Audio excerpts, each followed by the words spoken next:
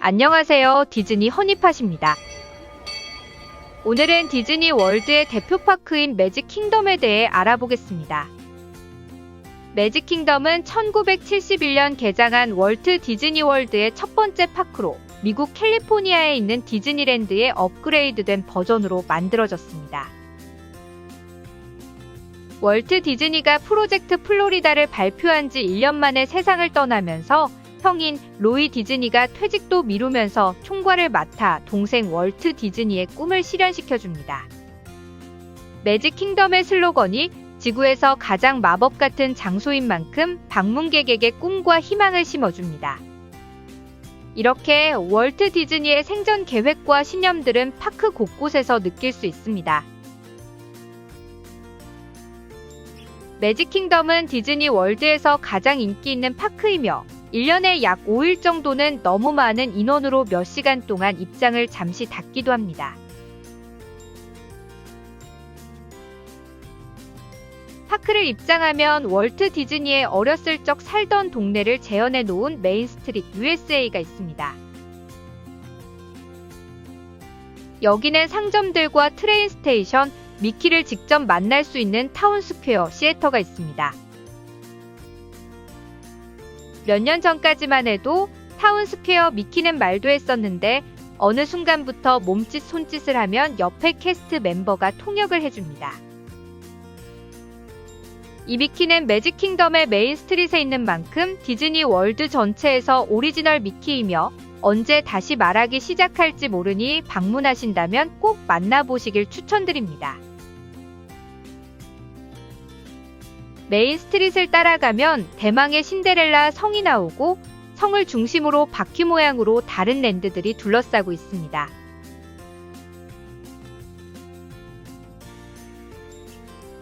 왼쪽에는 어드벤처랜드가 있는데요. 이곳은 알라딘의 양탄자 라이드, 정글 크루즈, 카리비언의 해적 라이드가 있으며 쇼로는 인챈티드 티키룸이 있습니다.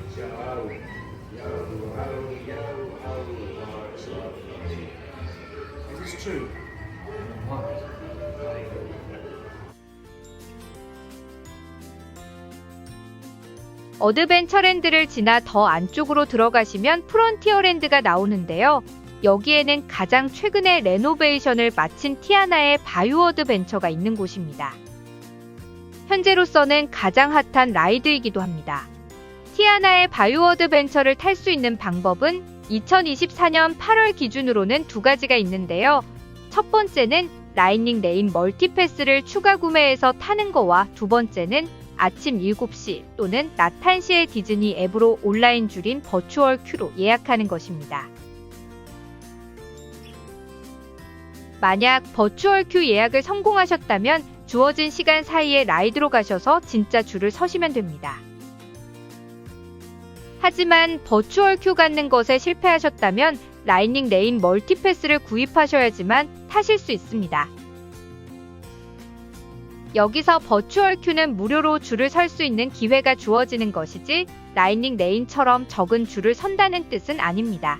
라이닝 레인은 적게는 10분에서 많게는 30분을 기다린다고 하면 버추얼 큐는 1시간에서 1시간 반까지 기다리실 수도 있으니 참고하시기 바랍니다.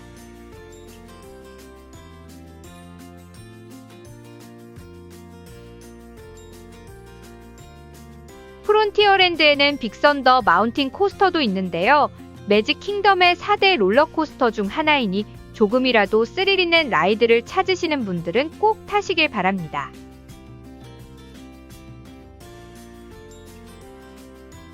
그 외에 마크 트웨인의 대표작인 톰 소여의 모험을 테마로 한 톰 소여의 섬이 있습니다.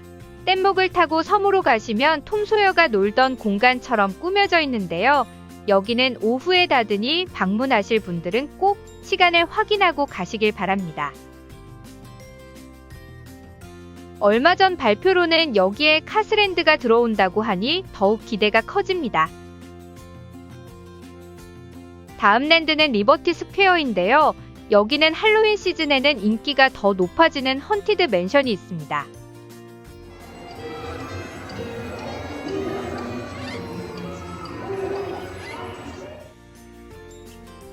이외에도 미국의 역대 대통령들을 볼 수 있는 홀 오브 프레지던츠와 리버티 스퀘어 보트를 탈 수 있습니다.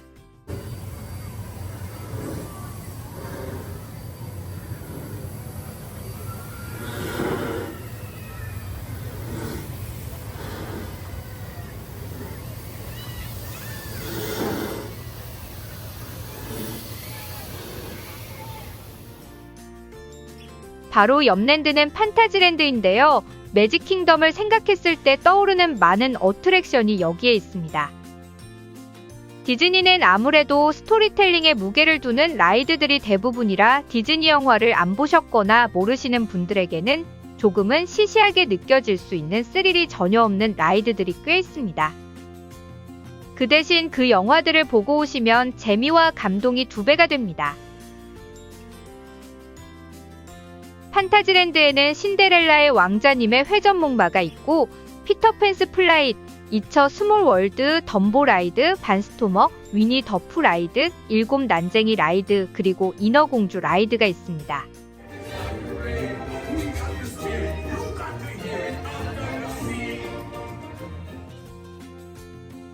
여기서 반스토머와 7 난쟁이 라이드를 제외하고는 희제한 없는 아무나 탈 수 있는 라이드들로 어린 아이들과 같이 오신다면 가장 많은 시간을 보내는 랜드이기도 합니다. 이외에 쇼로는 미키스 피라매직과 미녀와 야수의 벨과 스토리타임이 있고 여러 캐릭터 미생 그릭 공간들이 있습니다. 마지막으로 투모로랜드는 매직 킹덤에서 가장 인기 있고 스릴 넘치는 트론 라이드가 있습니다. 트론은 티아나의 바유 어드벤처와 같이 버추얼 큐를 이용하거나 라이닝 레인 싱글 패스로만 탈 수 있습니다.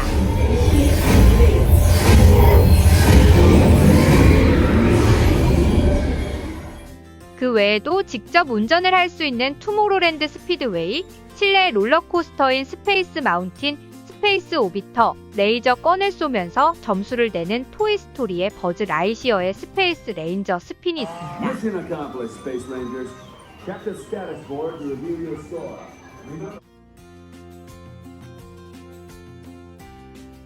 또한 몬스터 주식회사의 코미디 쇼인 래프 플로어도 있습니다.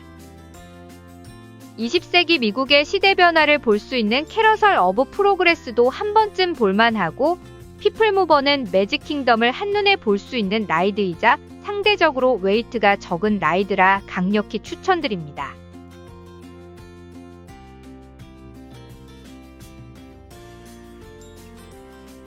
매직 킹덤에는 어트랙션이 많고 볼거리도 많아서 멀티패스 라이닝 레인을 추가 구매하시는 것을 추천드립니다.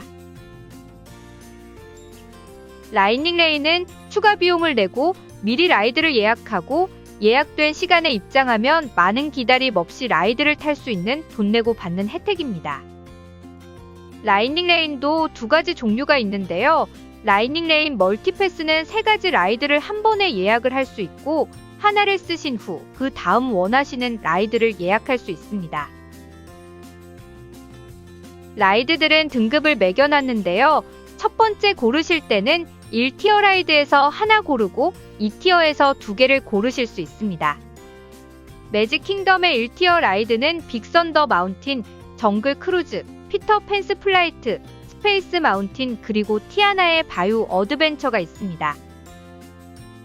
이 중 티아나의 바유 어드벤처가 가장 인기 있으니 될 수 있으시면 티아나를 먼저 선택하시길 바랍니다. 라이닝 레인 구입은 디즈니 리조트에 묵으시는 분들은 방문 날짜 7일 전부터 이스턴 타임 아침 7시를 시작으로 예약이 가능하시고 디즈니 리조트 게스트가 아니시면 3일 전부터 가능합니다. 디즈니 앱에서 다 설정하고 고르셔야 하기 때문에 파크 방문 전 미리 쓰는 연습과 같이 방문하시는 분들을 한 사람의 앱에 연결시켜야 수월하게 입장하시고 쓰실 수 있습니다. 하지만 현재로서는 예약하실 때 미국에 계셔야 한다는 게 한국에서 오시는 분들에게는 조금 불리한데요. 미국에 입국하시자마자 라이닝 레인 선택하시는 걸 추천드립니다. 라이닝 레인 싱글 패스는 가장 인기 있고 웨이트가 긴 라이드들로 따로 추가 비용을 내고 살 수 있는 티켓입니다. 매직 킹덤은 트론 라이사이클과 7난쟁이의 마인 트레인이 싱글 패스로 살 수 있습니다. 하루에 2개까지만 사실 수 있고 소진 시에는 구입이 불가능하니 이 두 라이드는 무조건 타셔야겠다고 계획하신 분들은 빨리 구입하시는 걸 추천드립니다.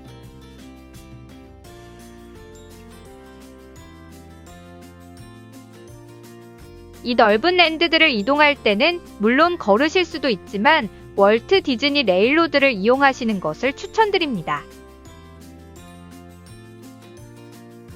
입구에 있는 메인 스트리트 스테이션과 프론티어랜드와 판타지랜드를 기차를 타고 가실 수 있어 앉아서 잠깐의 휴식을 취하면서 목적지까지 가실 수 있습니다. 매일 낮 2시경에는 날씨가 협조적이라면 페스티벌 오브 판타지 퍼레이드가 펼쳐지는데요. 프론티어랜드와 어드벤처랜드 사이에서 시작하여 리버티 스퀘어를 지나 메인 스트리트 USA로 도는 동선입니다. 이때 많은 캐릭터들을 볼 수 있고 디즈니 월드의 대표 퍼레이드이기도 한 만큼 한 번쯤은 보시는 것을 추천드립니다. 아무래도 한낮에 펼쳐지는 퍼레이드이다 보니 겨울 시즌이 아닌 이상 매우 더운데요. 퍼레이드 동선 근처에만 있어도 잘 보이니 굳이 몇십 분 전부터 자리 잡으실 필요는 없는 것 같습니다. 퍼레이드는 스킵하셔도 괜찮으신 분들은 이때가 웨이트 긴 라이드들이 그나마 웨이트가 줄어들 때이니 잘 계획하셔서 시간에 맞춰 줄을 서시면 됩니다.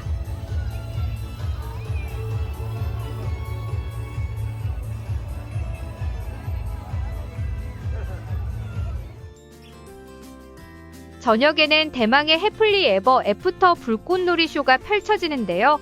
날씨가 협조적이면 해가 일찍 지는 계절에는 저녁 8시 정도에 시작하고 여름에는 저녁 9시에 시작하는 것 같습니다. 하지만 비가 오거나 날씨가 비협조적이면 계속 딜레이 되었다가 시작하거나 아예 취소될 수도 있습니다. 또한 미키스 나쏘 스케리 할로윈 파티가 있는 스페셜 이벤트 날들은 매직 킹덤이 6시에 닫기 때문에 저녁 불꽃놀이 쇼는 없으니 표를 구입하실 때 항상 체크하시고 사시길 바랍니다. 불꽃놀이 쇼는 처음 보시는 분들에게는 신데렐라 성이 보이는 뷰에서 보시는 것을 추천드립니다. 성을 배경으로 디즈니 영화들이 프로젝션으로 나오는데요. 음악과 영상에 맞춰 폭죽과 불꽃놀이가 터져 기왕이면 성이 보이는 곳에서 봐야 감동이 더합니다. 많은 사람들이 쇼 시작 몇십 분에서 심지어 몇 시간 전부터 자리를 잡는데요. 제가 솔직히 생각했을 때는 굳이 그렇게 할 필요가 있을까 싶습니다. 성만 보이는 곳이라면 충분히 즐길 수 있으며 저는 개인적으로 투모로우랜드에서 마지막 순간까지 라이드 타고 있다가 중간으로 향합니다. 쇼 시작 20분 전부터 캐스트 멤버들이 막아놨던 통로들을 풀고 사람들을 밀어넣기 시작하는데요. 남은 공간에 들어갈 수 있으니 메인 스트릿에서 꼭 보셔야겠다고 하지 않는 이상 천천히 오셔도 될 것 같습니다.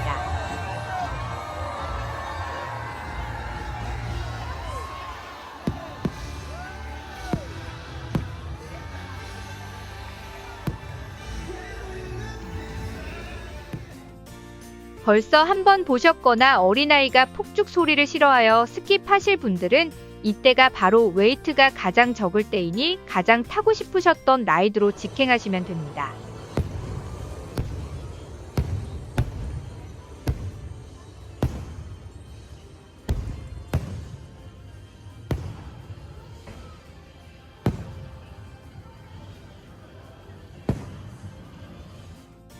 자, 그럼 쇼가 끝나자마자 헬 게이트가 열리는데요. 대다수의 사람들은 파크를 빠져나가기 시작합니다. 하지만 디즈니 허니팟 영상을 보신 분들은 그러지 않으실 거라 믿습니다. 더 늦게 나가는 자가 승자라는 마인드로 파크에서 조금 쉬시다가 또는 마지막 순간까지 라이드를 타시다가 나오시길 바랍니다.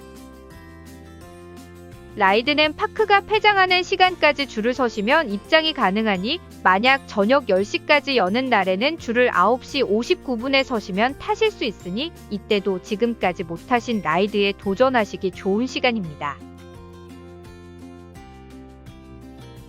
라이드를 타고 나오신 다음에는 거의 모든 음식점과 상점들이 닫는데요. 메인 스트릿은 그래도 폐장 후 1시간 정도는 사진 찍으며 신데렐라 성을 감상하실 수 있습니다. 메인 스트릿의 아이스크림 가게인 플라자 아이스크림 팔러는 폐장 후에 얼마 동안은 영업을 하니 야식으로 아이스크림을 꼭 드셔야 하겠다는 분은 이용하시면 되겠습니다.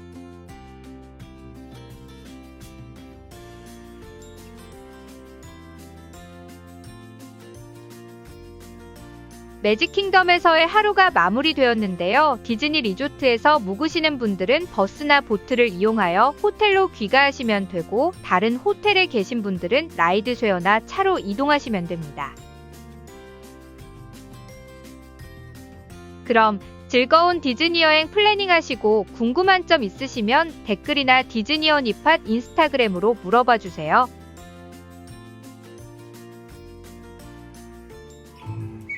Thank you.